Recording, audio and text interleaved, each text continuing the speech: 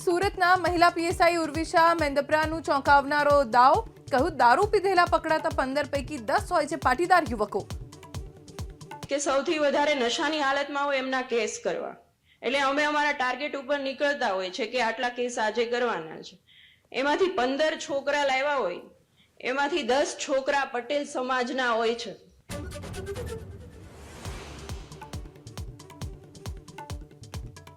સમાજને સમાધાનકારી વલણ અપનાવવા સાંસદ જ્ઞાનીબેન ઠાકોરની ટકોર, બોલ્યા શિક્ષણમાં ખર્ચ વધુ કરો અને કુરિવાજો કરો બંધ.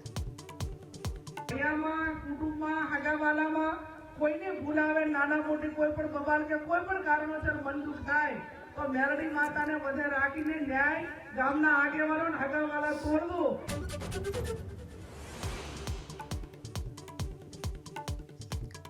બળવાખોરો વિરુદ્ધ મહીસાગરમાં ભાજપની લાલ આંખ, લુણાવાડા અને બાલાસિનોરમાંથી 4 સસ્પેન્ડ, સંતરામપુર પાલિકામાં ઉમેદવારી કરનારા 13ની હકાલપટ્ટી.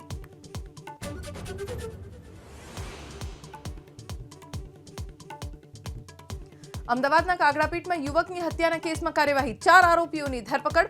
લગ્ન પ્રસંગમાં ડીજે વગાડવાને લઈ માથાકૂટ થતા ઉતાર્યો મોતને ઘાટ.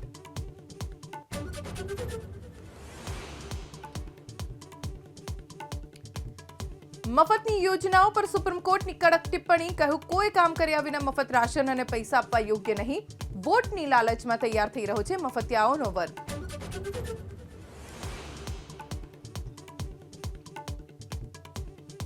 મહાકુંભમાં માઘ પૂર્ણિમાનું મહાસ્નાન, આજે 2 કરોડથી વધુ શ્રદ્ધાળુઓએ લગાવી આસ્થાની ડૂબકી. હેલિકોપ્ટરથી કરાઈ પુષ્પવર્ષા.